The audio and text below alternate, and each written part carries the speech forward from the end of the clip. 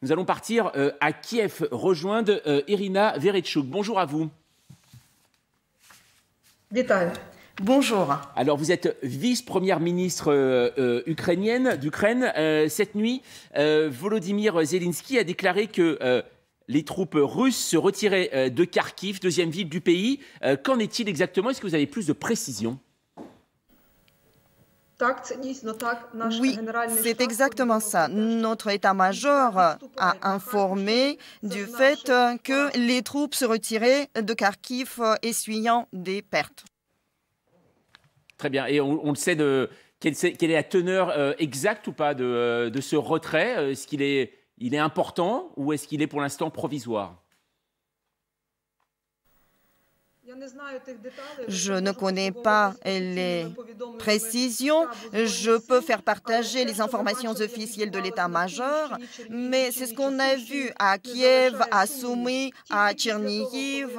Ça se peut, en effet, parce que les forces ukrainiennes sont motivées et font peur et repoussent l'ennemi. Je pense que ce recul va continuer.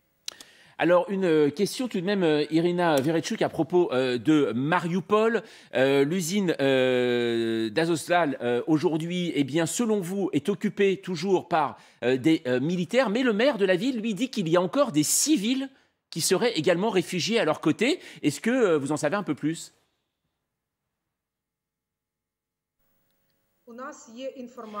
Selon nos informations que nous avons obtenues auprès des représentants de l'ONU qui, eux, ont obtenu ces informations de la part de Denis Prokopenko, commandant sur le site, lors de cette opération spéciale d'évacuation, il n'y a aucune femme, aucun enfant et aucune personne âgée qui se trouve civile, qui se trouve sur le site d'Azovstal. Ainsi, nous avons cette information tout à fait officielle à vous annoncer. Alors, on a vu sur les réseaux sociaux aujourd'hui le bataillon Azov diffuser des images de soldats blessés, abîmés par les combats.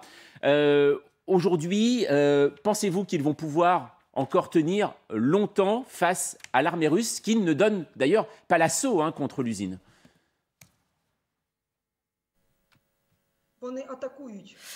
Ils donnent l'assaut. Ils attaquent chaque jour, chaque nuit. Hier, il y a eu une tentative, énième tentative de lancer cet assaut. Et aujourd'hui, il y a plus de 100 blessés militaires sur place. Ils ont le droit, selon toutes les conventions de Genève, d'être évacués. La Croix-Rouge fait tout pour mettre en place ce couloir humanitaire. Et nous nous adressons au monde entier avec le message de faire tout pour créer cette possibilité d'évacuation. Irina Vereshchuk, on a vu que c'était très compliqué de monter des couloirs humanitaires. Notamment, on l'a suivi week-end après week-end, il y a eu des échecs. Et puis, heureusement, finalement, ces femmes, ces enfants, ces personnes âgées ont pu être évacuées. Pourquoi est-ce si difficile aujourd'hui de monter ces évacuations des villes en proie au combat?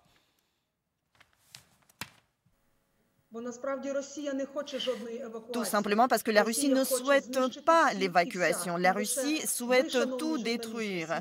Et vous, chers journalistes, le monde entier, le monde civilisé, vous l'empêchez de faire le pire sur place. Et ça, c'est notre cause commune, d'empêcher au XXIe siècle à la Russie de tuer les gens. Mais aujourd'hui, les associations humanitaires peuvent-elles travailler en Ukraine, notamment sur les zones de guerre?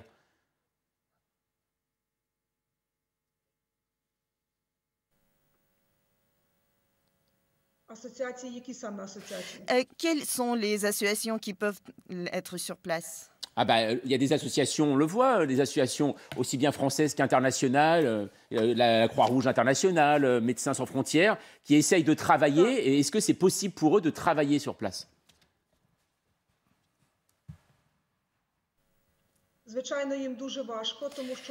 Elles ont beaucoup de difficultés parce que la Fédération de Russie ne respecte pas ses obligations. Mais oui, elles sont là et je tiens à leur dire un grand merci aux représentants de l'ONU, aux représentants de la Croix-Rouge, aux représentants des Médecins sans frontières. Ils font tout pour soutenir les militaires et les blessés.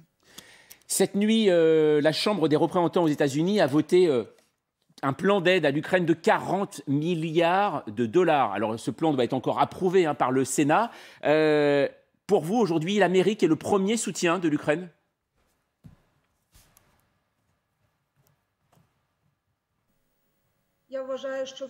Je considère que tout le monde, chaque citoyen qui nous soutient, vous, chers journalistes, le peuple français nous soutiennent. Nous ne faisons pas la distinction entre les premiers soutiens et les deuxièmes soutiens. Nous sommes là réunis pour la cause commune. Tout de même, 40 milliards, l'enveloppe est énorme. C'est le seul pays à débloquer autant d'argent.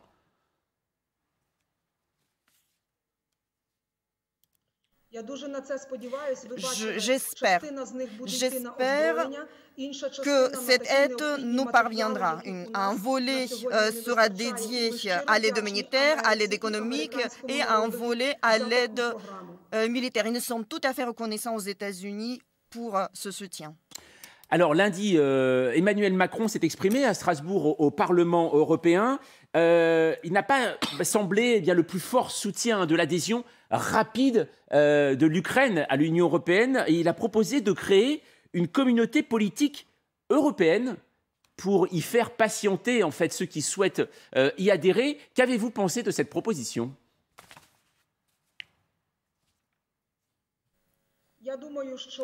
Eh bien, je pense que nous avons besoin aujourd'hui de tous les programmes qui peuvent accélérer notre adhésion, mais les programmes qui ne peuvent pas et ne sont pas là pour remplacer notre adhésion. Toute communauté ou alliance n'ont pas de sens si nous ne pouvons pas adhérer à l'Union européenne. Poutine risque de voir une faiblesse au sein de l'Union européenne. Et Poutine, effectivement, a vu cette faiblesse en 2008, lorsque, effectivement, l'OTAN a fait patienter l'Ukraine. Et puis, on a eu l'assaut en Géorgie, on a vu l'assaut en 2014. Soit l'Ukraine adhère à l'Union européenne et ne sont plus forts, sinon, c'est le pire. Donc pour vous, aujourd'hui, Emmanuel Macron a fait une proposition plutôt faible. Oui, je pense qu'Emmanuel Macron comprend parfaitement la situation parce qu'il parle au président Poutine depuis des années. Il sait que Poutine ne va pas s'arrêter, qu'il va être plus fort et il ne faut pas que l'Europe soit faible. Ça voudrait dire que, selon vous, Ursula von der Leyen a déclaré que, l'Europe prendrait sa décision quant à une adhésion de l'Ukraine au mois de juin. C'est-à-dire que pour vous, il faudrait que l'Ukraine accède à l'Union européenne très rapidement, malgré les problèmes économiques, parce que c'est aussi ça que dit Emmanuel Macron. Le niveau aujourd'hui, l'Ukraine aurait des efforts à faire pour accéder au rang de membre de l'Union européenne. Oui, je pense que les Ukrainiens qui se battent pour leurs valeurs, pour les valeurs de l'Union européenne, et parce que l'Union européenne, c'est d'abord les valeurs et l'économie après. Pour nous, l'Europe, c'est le symbole des valeurs et des droits de l'homme. Et nous sommes prêts à payer le prix ultime pour ces valeurs aujourd'hui. Et donc, nous pensons que la décision doit être prise en juin et après, nous allons nous conformer aux critères. Quelle image avez-vous du gouvernement français et des décisions d'Emmanuel Macron depuis le début de cette crise ?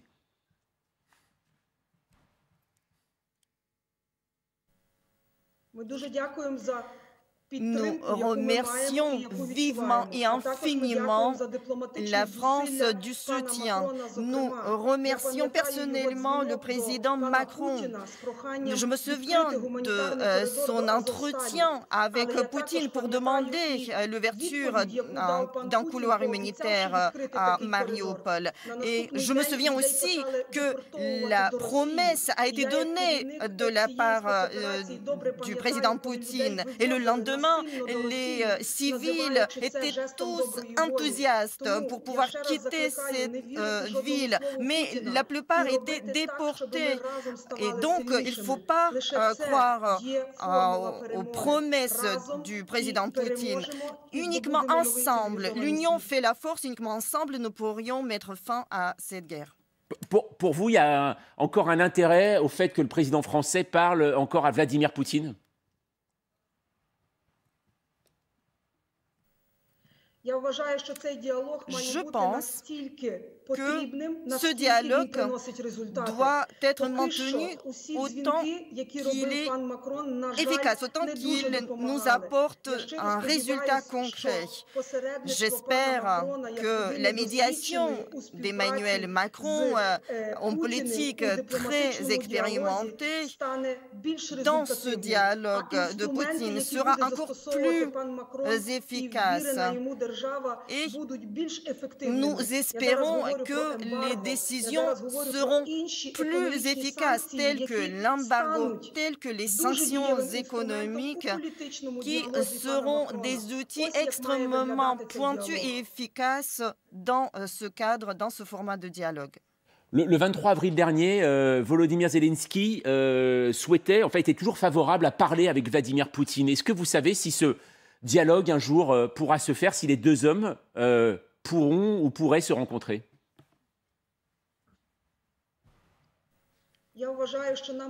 J'estime que nous devons faire absolument tout pour que la tragédie d'Azovstal ne reste pas dans les manuels d'histoire comme la tragédie la plus grave dans notre siècle.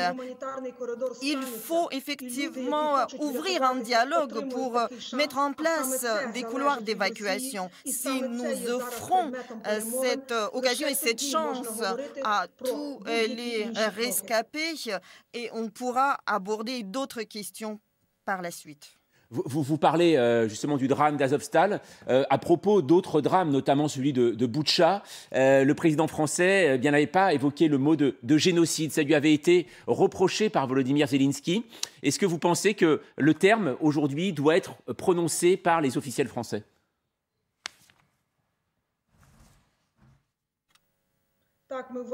Oui, nous pensons que ce terme serait adéquat vis-à-vis de la situation, adéquat vis-à-vis des atrocités commises, vis-à-vis effectivement du peuple ukrainien, puisque les Russes veulent nous anéantir.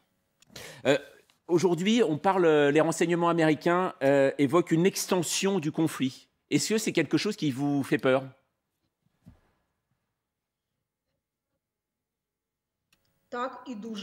Oui, nous sommes très inquiets. Nous pensons que l'extension du conflit ne pourrait pas nous renforcer ni militairement ni économiquement. Il s'agit d'une destruction planifiée de l'Ukraine comme pays. Et il est possible de raccourcir la durée de cette guerre. Si nous sommes unis, si nous appliquons les sanctions économiques efficaces et si nous obtenons davantage d'armes. Est-ce que vous pensez, quand vous dites si nous sommes unis, ça veut dire que vous craignez un moment que la communauté internationale vous oublie, ne soit plus unie derrière vous ?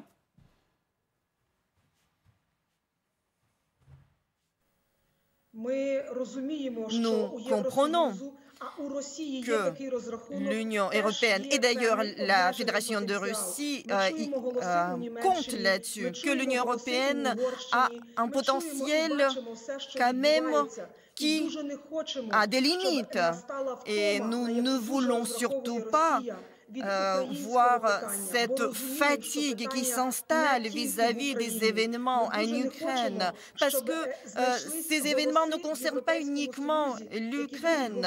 Nous souhaitons avoir des voix au sein de l'Union européenne qui continuent à nous soutenir, parce que pour le moment, parallèlement, nous entendons d'autres voix, d'autres opinions, comme quoi il faut peut-être alléger le soutien à l'Ukraine.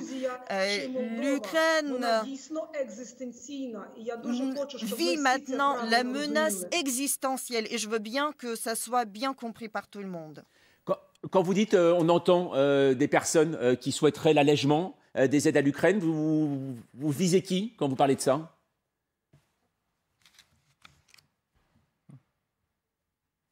Je parle des pays qui considèrent que l'embargo pétrolier pourrait nuire à leur économie, comme par exemple la Hongrie. Je parle des pays dans lesquels il y a des experts, comme en Allemagne, qui déconseillent de livrer plus d'aide à l'Ukraine. Je parle des hommes et des femmes politiques qui pensent que en livrant uniquement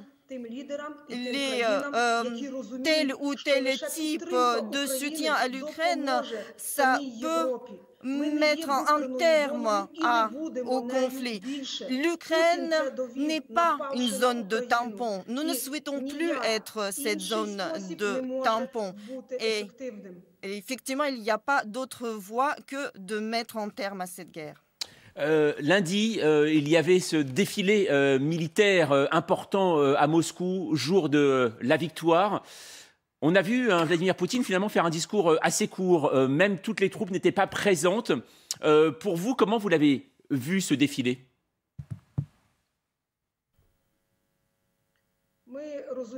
Nous comprenons que Poutine souhaitait un défilé militaire symbolique à l'occasion de cette victoire. D'ailleurs, j'ai du mal à qualifier cette victoire, surtout soi-disant victoire quelconque dans le cadre de cette opération militaire spéciale, comme il l'appelle.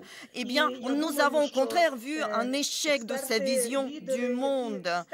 Et les experts qui suivaient son discours, qui le connaissent très bien, ont bien vu son échec. Poutine a essuyé cet échec. Et maintenant, l'Europe ne doit pas essuyer l'échec.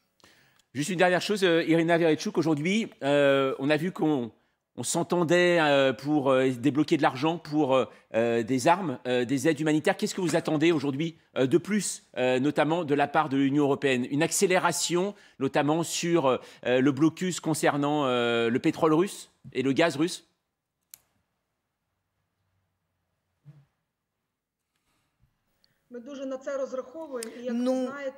Nous avons beaucoup d'espoir là-dessus. Vous savez que hier, il y a eu un événement sans précédent. Une partie de gazoduc qui transportait le gaz sur notre territoire a été occupée par l'ennemi. Et ainsi, nous avons expliqué que nous ne pouvons plus livrer le gaz via cette partie de gazoduc. Donc, il y a bien un problème, vous voyez bien. L'ennemi ne peut pas garder sous son contrôle permanent des sites d'infrastructures clés comme le gazoduc, comme les centrales nucléaires. Nous devons le comprendre. Ainsi, nous devons arrêter Poutine. Nous devons le repousser jusqu'à la frontière internationalement reconnue. Et après, il faut reconstruire et l'Ukraine et l'Europe.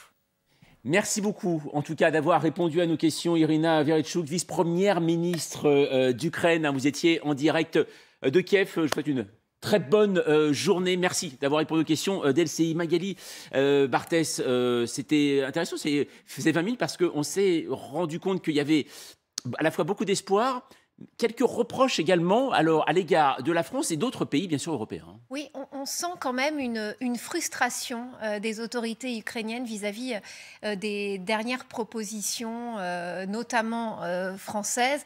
Et vous savez, le coup d'arrêt qu'Emmanuel Macron a mis finalement à l'adhésion immédiate, enfin la plus rapide possible de l'Ukraine à l'Union européenne.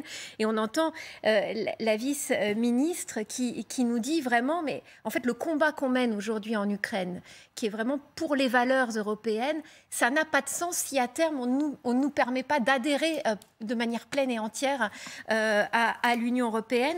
Poutine risque d'y voir un signe de faiblesse. Voilà ce qu'elle a dit.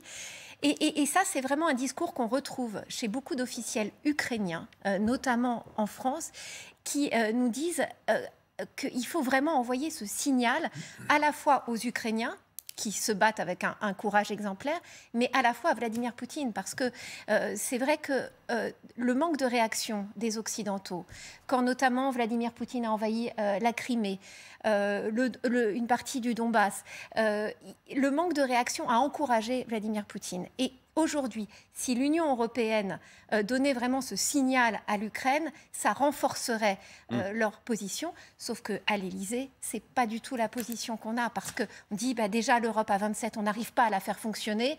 Alors donner ce signal à l'Ukraine aujourd'hui, ça deviendrait une machine ingouvernable. C'est ça. Et en plus, il n'y a pas que l'Ukraine qui demande. Il y a déjà des pays qui sont dans l'antichambre de l'Union européenne depuis des années. Tout ça est un processus extrêmement long.